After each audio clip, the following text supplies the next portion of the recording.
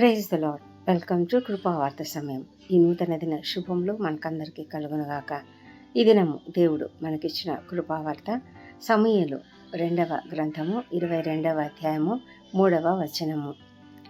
యెహోవా నా శైలము, నా కోట, నా రక్షకుడు, నా దుర్గము, నేను ఆయనను ఆశ్రయించుదును. నా కేడెము, నా రక్షణ శృంగము, నా ఉన్నత దుర్గము, నా ఆశ్రయస్థానము, ఆయనే నాకు రక్షకుడు. బలాత్కారుల నుండి నన్ను రక్షించేవాడవు నీవే.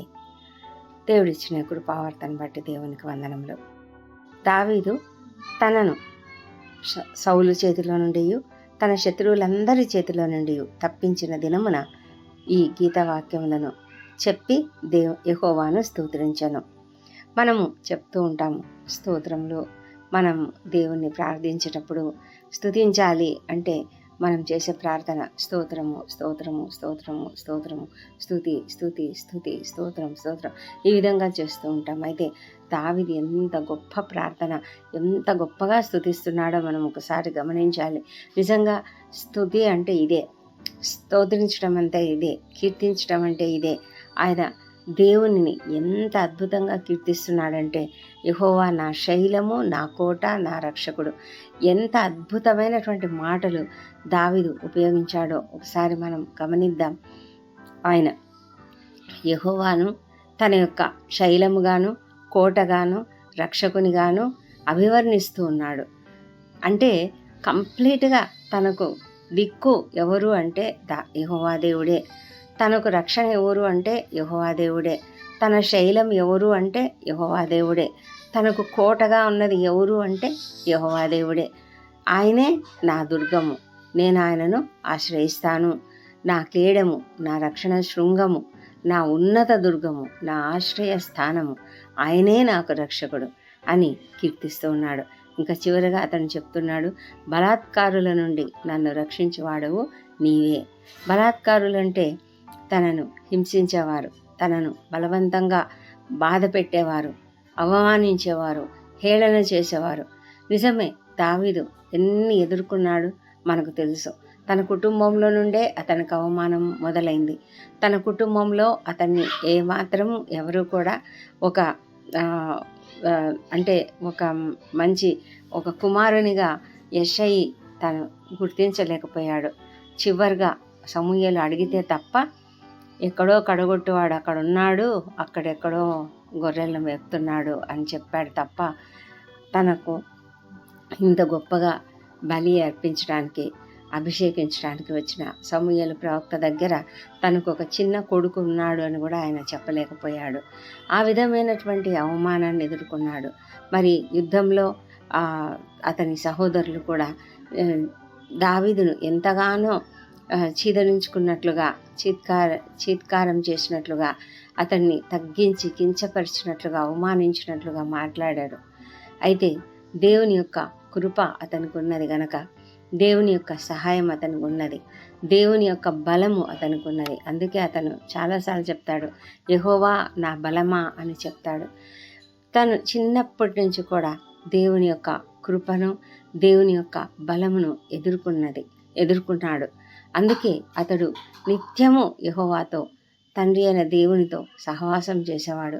నిత్యము ఆయనకు కృతజ్ఞతలు చెల్లించేవాడు. నిత్యము దేవుని స్తుతిస్తూ ఉండేవాడు. తనకు వాయిద్యములు వాయించడం ఎంతో బాగా తెలుసు కాబట్టి చక్కగా వాయిద్యము వాయిస్తూ తను ఎంతగానో దేవుణ్ణి స్తుతించేవాడు. అందుకే అతడు దేవుని చిత్తానుసారుడయ్యాడు. దేవునికి ఎంతో దగ్గరవాడయ్యాడు. దేవుడు అతన్ని ఎంతగా గొప్పగా అనుకున్నాడు అంటే, ఆ దావీదు యొక్క సింహాసనాన్ని తరతరములు శాశ్వతముగా ఉంచుతాను ఈ లోకంలో, ఎప్పుడు కూడా అతని సింహాసనాన్ని నేను తీసివేయను అని దేవుడు అతనితో ఒక నిబంధన చేసుకున్నాడు. మరి ఎంత మహిమకరంగా ఈ యొక్క స్తుతి కీర్తన ఉన్నది. ఈ వాక్యం ఈ 22వ అధ్యాయం అంతా చదివినప్పుడు మనకు దేవుడు తనను ఏ విధంగా రక్షించాడు, ఏ విధంగా అనేక మంది విపరీతమైనటువంటి ఎనిమీస్ అంటే శత్రువుల నుంచి అతడు ఏ విధంగా రక్షించబడ్డాడు, నశించిపోకుండా ఏ విధంగా కాపాడబడ్డాడు, ఇవన్నీ కూడా అతడు ఎంతో దేవునికి మహిమనిచ్చే విధంగా దేవునిని ఆరాధిస్తూ ఉన్నాడు. ఇక్కడ మనం గమనించాల్సింది ఇంకొకటి ఏమిటంటే, దేవుడు యెహోవాను తన అని తనకు సొంతంగా చేసుకున్నాడు. నా శైలము, నా కోట, నా రక్షకుడు, నా దుర్గము, నేను ఆయనను ఆశ్రయిస్తాను, నా కేడము, నా శృంగము, నా ఉన్నత దుర్గము, నా ఆశ్రయస్థానము అని ఈ విధంగా ఎంతో అంటే తన నాకు అని తనకు పర్సనలైజ్ చేసుకున్నాడు. ఆ విధంగా మనం చేసుకోగలిగితే మనం కూడా మన సొంతగా దేవుణ్ణి ఆరాధించగలుగుతాం. ఎల్లప్పుడూ ఆ విధంగా ఆరాధించగలుగుతాం. మనము మన ఫ్రెండ్స్ గురించి, మనకు చాలా క్లోజ్ ఫ్రెండ్ అయితే ఇతడు నా బెస్ట్ ఫ్రెండ్, నాకు చాలా కావలసిన వాడు, నన్ను ఎంతగానో ప్రేమిస్తాడు, నాకు ఇంత సహాయం చేస్తాడు అని మనం చెప్పుకుంటాం కదా. అదేవిధంగా దేవుని గురించి కూడా మనం ఆ విధంగా చెప్పుకోగలిగితే దేవుడు మనకు ఆ విధంగానే దగ్గరగా ఉండడానికి ఆలోచిస్తాడు. దావీదును అదే విధంగా ఆలోచించాడు ఆయన. అబ్రహాం కూడా దేవుడు తనకు వ్యక్తిగతంగా దేవుడు అనుకున్నాడు. అందుకే అబ్రహాంకు కూడా దేవుడు అతన్ని ఒక స్నేహితుడిగా భావించాడు. మోషే దేవునితో ఎక్కువ సమయం గడిపేవాడు, ఎక్కువగా మాట్లాడేవాడు. దేవునితో ముఖాముఖిగా ఒక మనిషి ఇంకొక మనిషితో మాట్లాడినట్టుగా దేవునితో వ్యక్తిగతంగా ముఖాముఖిగా మాట్లాడేవాడు. అందుకే మోషే కూడా ఒక గొప్ప వ్యక్తిగా ఈ చరిత్రలో నిలిచిపోయాడు. బైబిల్ గ్రంథంలో అత్యంత సన్నిహితంగా దేవునికి ఎవరైనా ఉన్నారా అంటే వీళ్ళే. అబ్రహాము, మోషే, యాకోబు, మరి జాషువా, ఇంకా దావీదు, ఈ విధంగా సొలొమోను, వీళ్ళంతా కూడా ఉన్నారు. అయినప్పటికీ కూడా కొంతమంది పడిపోయారు, అయితే కొంతమంది మాత్రం చిరస్థాయిగా నిలిచిపోయారు. మన యొక్క కీర్తన, మన యొక్క ప్రార్థన, మన యొక్క దేవుని పట్ల మనకున్నటువంటి ఆరాధన ఏ విధంగా ఉంది, ఇది మనం గమనించాలి. మనము దానిని అభివృద్ధి చేసుకోవాలి. దేవుడు ఈ లోకంలో ప్రతి ఒక్కరిని కూడా తన సొంతగా చేసుకోవాలని ఆలోచిస్తూ ఉన్నాడు. తనను బట్టి ప్రతి ఒక్కరూ ఆ విధంగా ఆనందించాలి, తనను బట్టి ఆరాధించాలి, తన యొక్క గొప్పతనాన్ని ప్రతి ఒక్కరు కూడా గ్రహించి తనను ఆరాధించాలి అని ఆయన కోరుకుంటూ ఉన్నాడు.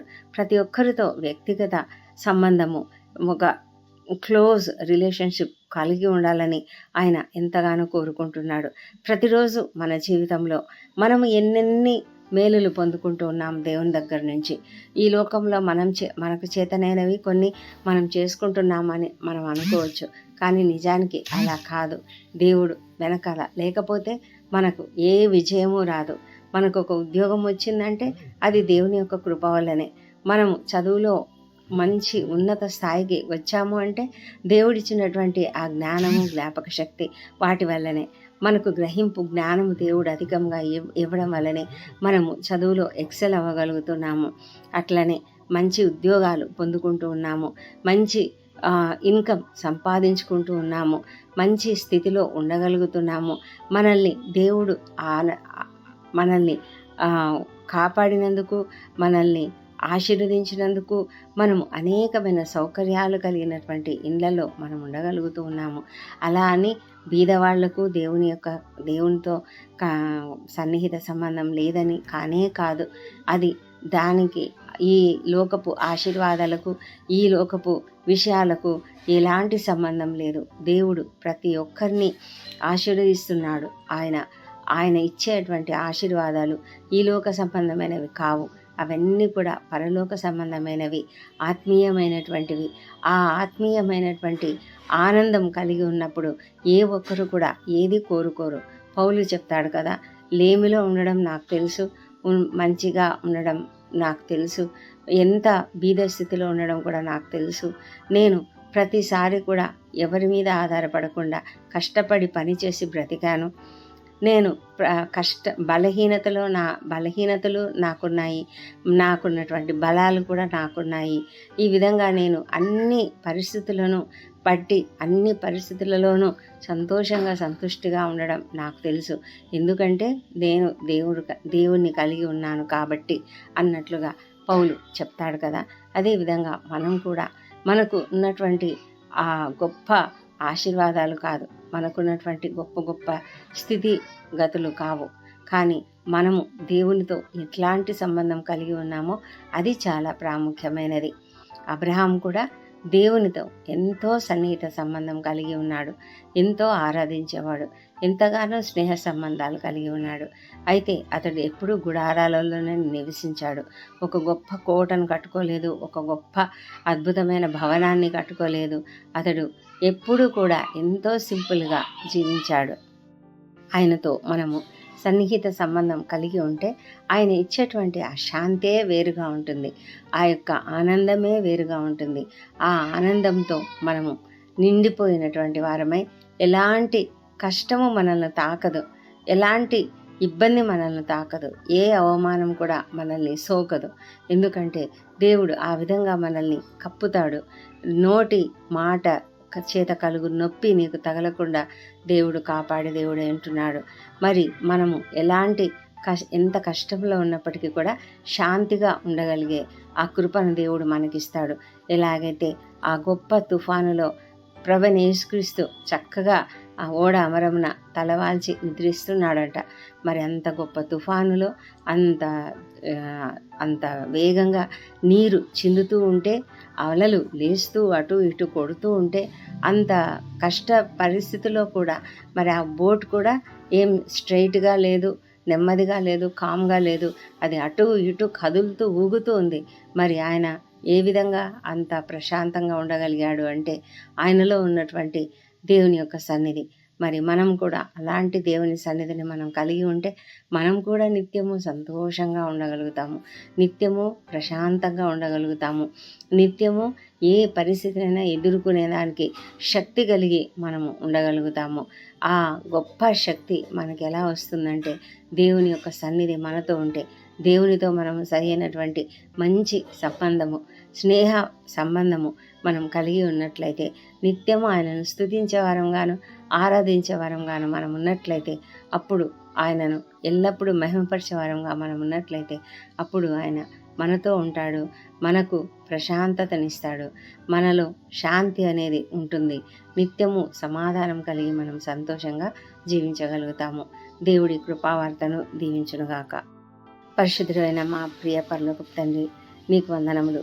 మా ప్రభా, నీవు మా పైన ఎటువంటి డిస్క్రిమినేషన్ లేకుండా, ఎవరు అనేటువంటి ఆలోచన లేకుండా ప్రభానైనా, ఏ దేశమైనా, ఏ జాతి అయినా, ఏ కులమైనా, ఎలాంటి వ్యక్తులైనా, ఎలాంటి రూపమున్నా, ఎలాంటి పరిస్థితులైనా తండ్రి, మీరు మమ్మల్ని ప్రేమిస్తున్నారు, ప్రతి ఒక్కరిని ప్రేమిస్తున్నారు, ప్రతి ఒక్కరి పట్ల నీ యొక్క అద్భుతమైనటువంటి ప్రేమను చూపిస్తున్నావు ప్రభా.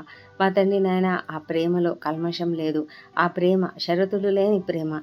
అలాంటి ప్రేమను తండ్రి ఏ విధంగా కూడా మరి కల్మషం లేనటువంటి ఆ గొప్ప కృప మా పట్ల చూపిస్తూ ఉన్నావు ప్రభా. ఎలాంటి వ్యక్తినైనా ప్రేమించి ప్రతి ఒక్కరి కొరకు నాయన నిత్యమైన రక్షణ ఉండేటట్లుగా మా కొరకు నీ యొక్క ఒక్కడే కుమారుని బలి ఇవ్వడానికి ఈ లోకానికి పంపించావు తండ్రి ప్రభా. ఎంత గొప్ప అద్భుతకరమైనటువంటి విషయం. ఆ విషయాన్ని బట్టి నాయన నీకు వందనాలు చెల్లించుకుంటున్నాం ప్రభా. తండ్రి, మా కొరకు ఈ లోకానికి వచ్చిన ప్రభువైన యేసుక్రీస్తుని బట్టి నీకు స్తోత్రము తండ్రి. ఆయన కార్చిన రక్తమును బట్టి నీకు స్తోత్రము. ఆయన మా కొరకు మా పాపములన్నిటిని మోసినందుకు నీకు స్తోత్రం ప్రభా. నాయన, ఆయన యొక్క బలియాగమును బట్టి నీకు స్తోత్రం తండ్రి. మాకిచ్చిన రక్షణను బట్టి, నిత్య జీవమును బట్టి నీకు స్తోత్రం చెల్లించుకుంటున్నాం తండ్రి.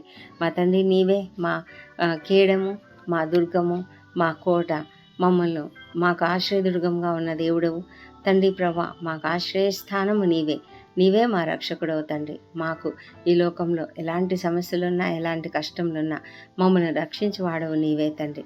తండ్రి ప్రభా, మా ప్రతి పరిస్థితిని బాగు చేయగలిగిన దేవుడవు నీవే. మాకేమే కొరతలు ఉన్నాయో ఆ కొరతలన్నింటినీ తీర్చివాడవు నీవే తండ్రి. నీకు వందనములు, స్తోత్రం చెల్లించుకుంటున్నాము తండ్రి. మా అపరాధములను క్షమించుము తండ్రి. ఇతరులు మాడలా చేసిన అపరాధములను మేము కూడా క్షమిస్తున్నాము మా ప్రభా తండ్రి. నీ యొక్క గొప్ప కృపను బట్టి మరొక మారు నీకు వందనాలు, స్తోత్రం చెల్లించుకుంటున్నాం. ఈ దినమంతా మాకు తోడుగా ఉండమని ప్రార్థిస్తున్నాం ప్రభా తండ్రి. మా యొక్క దినంలో, మా దిన పనిలో, చర్యలో తండ్రి మేము ఎల్లప్పుడూ నీకు మహిమకరంగా ఉండడానికి సహాయం చేయండి తండ్రి. ప్రభా మా పని స్థలములలో మేము నీకు మహిమకరంగా ఉండాలి. అంతేకాదు ప్రభా ఇతరులకు నిన్ను ప్రచురపరిచే విధంగా మా జీవితం ఉండాలి ప్రభా. తండ్రి మా యొక్క దిన ప్రయాణాలలో మీరు క్షేమంగా భద్రంగా మమ్మల్ని ఉంచమని వేడుకొంచున్నాము. విద్యార్థులను దీవించండి. నూతన క్లాసులలో వెళ్తున్నారు, నూతన కోర్సులలో చేరుతుంటున్నటువంటి ప్రతి ఒక్కరిని కూడా దీవించి వారికి కావాల్సిన మంచి జ్ఞానం అనుగ్రహించి మంచి ఉన్నత స్థితికి వారిని తీసుకురమ్మని ప్రార్థిస్తున్నాం తండ్రి. మా దేవా మా ప్రభా మరి వివాహ ప్రయత్నం సఫలం చేయమని వేడుకొంచున్నాము. సంతానం కొరకు ప్రార్థిస్తున్న ప్రతి ఒక్కరిని దీవించండి తండ్రి. మా తండ్రి దేవా వారిలో నీ పునరుత్థాన శక్తిని ప్రవేశపెట్టండి తండ్రి. నీ యొక్క రక్షణ వారికి దయచేయం తండ్రి. వారిని మీరు దర్శించమని ప్రార్థిస్తున్నాం. చక్కటి సంతానంను వారికి అనుగ్రహించమని ప్రార్థిస్తున్నాం తండ్రి. దేవా వృద్ధులను చిన్నారులను ఆశ్రయించి వారిని నీ కాపుదలలో భద్రంగా కాపాడమని వేడుకొంచున్నాం తండ్రి. నిరుద్యోగులకు ఉద్యోగంలో దయచేయండి. ఎంతమందినైనా నిరాశ నిస్పృహలతో ఉన్నారో అలాంటి వారిని లేవనెత్తండి. ఆర్థిక ఇబ్బందులతోనూ అప్పుల సమస్యలతోనూ బాధపడుతున్న ప్రతి ఒక్కరిని లేవనెత్తి వారికి తగిన సహాయం అనుగ్రహించమని ప్రార్థిస్తున్నాం ప్రభా. మా తండ్రి దేవా మరి ఎంతో భయంకరమైన పరిస్థితులు, నిరాశాజనకమైన పరిస్థితులు ఉన్న వాళ్ళను దీవించమని ప్రార్థిస్తున్నాం ప్రభా. మా దేవా తండ్రి మా జీవితాలలో మీరు అద్భుతాలు ఎన్నో జరిగించారు. వాటన్నిటిని బట్టి మేము నిత్యము కృతజ్ఞులమై ఎల్లప్పుడూ నిన్ను స్తుతించేవారుగాను మరి నీతో ఉండలాగా తండ్రి నిన్ను మహింపరిచేవారుగా ఉండడానికి సహాయం చేయమని వేడుకొంచున్నాము. అనారోగ్యంతో బాధపడుతున్న ప్రతి ఒక్కరిని స్వస్థపరచండి తండ్రి. క్రిటికల్ కండిషన్స్లో ఉన్న వాళ్ళని లేవనెత్తండి ప్రభా. మా తండ్రి ఎంతో మరి వేదన అనుభవిస్తూ ఉన్నటువంటి ప్రతి ఒక్కరిని తండ్రి దయ ఉంచి లేవనెత్తండి. మా తండ్రి అనేక ప్రొసీజర్స్ గుండా వెళ్తుంటే అలాంటి వారిని ఐసీలో ఉన్న వాళ్ళను బయటకు తీసుకురమ్మని ప్రార్థిస్తున్నాము. మా ప్రభా తండ్రి ప్రతి కుటుంబంలోనూ శాంతి సమాధానం అనుగ్రహించండి తండ్రి. మనస్పర్ధలను తొలగించమని ప్రార్థిస్తున్నాం ప్రభా తండ్రి. మరి కలిసి ఉండడానికి భార్యాభర్తలు కలిసి ఉండడానికి సహాయం చేయమని ప్రార్థిస్తున్నాం తండ్రి. మా తండ్రి దేవా ప్రపంచమంతటా శాంతి సమాధానం అనుగ్రహించండి. ముఖ్యంగా తండ్రి మరి ఇజ్రాయెల్ దేశంను జ్ఞాపకం చేసుకోనండి ప్రభా. నీ ప్రజలు నాయన వారిని నీ యొక్క ఆధీనంలో ఉంచుకోనమని ప్రార్థిస్తున్నాము. మరి యెరూషలేమును దీవించి యెరూషలేములో తండ్రి వారి నగరంలో క్షేమంను వారి ప్రాకారంలో నెమ్మదిని దయచేయమని ప్రార్థిస్తున్నాము. మా దేవ మా ప్రభా మా దేశంను దీవించండి. మా దేశంలో జరుగుతున్నటువంటి అరాచకాలను అకృత్యాలను ముఖ్యంగా మా రాష్ట్రంలో తండ్రి భయంకరమైన హింసాకాండను తొలగించమని ప్రార్థిస్తున్నాం ప్రభా. అధికారులు త్వరగా నాయన దాని గురించి చర్యలు తీసుకున్నట్లుగా ప్రభా వారి మనసులను మార్చండి తండ్రి. వారిలో దయా జాలి అనేది కలిగి ఉండినట్లుగా కృప చూపించమని ప్రార్థిస్తున్నాం ప్రభా. మీరు సమస్తమును బాగు చేయగలిగిన దేవుడు తండ్రి. తండ్రి ఏది జరిగినా ప్రభా అది నీ యొక్క చిత్త ప్రకారము నీ యొక్క ఆలోచన ప్రకారం జరిగి ఉంటుందని నమ్ముతున్నాం ప్రభా. నీకే స్తోత్రం చెల్లించుకుంటున్నాము. పరిస్థితులను నీ చేతులకు అప్పగిస్తున్నాం తండ్రి. దేవా మమ్మలను కాపాడండి తండ్రి. మా ప్రభా ఇది నా బర్త్డేలు వివాహ దినం జరుపుకుంటున్న బిడ్డను దీవించండి. గడిచిన సంవత్సరం అంతా వారికి చేసిన ప్రతి మేలును బట్టి నీకు వందనములు. రాబోయే సంవత్సరంలో ఇంకా అధికమైన మేలులను వారికి అనుగ్రహించమని ప్రార్థిస్తున్నాము తండ్రి. రక్షణ లేని ప్రతి ఒక్కరూ రక్షణకు రాగలుగుటకు సహాయం చేయమని, దుర్వ్యసనాలకు బానిసలైన వారికి విడుదల అనుగ్రహించమని ప్రార్థిస్తున్నాం తండ్రి. మా ప్రార్థనలు అంగీకరించి జవాబులు ఇచ్చినందుకు నీకు వందనములు. ఈ ప్రార్థనలు మా ప్రభువును మా ప్రియ రక్షకుడునైన యేసుక్రీస్తు అత్యంత శక్తిగల ఉన్నతమైన నామంలో అడిగి పొంది ఉన్నామని నమ్మి నీకు స్తోత్రం చెల్లిస్తున్నాం తండ్రి. Amen amen.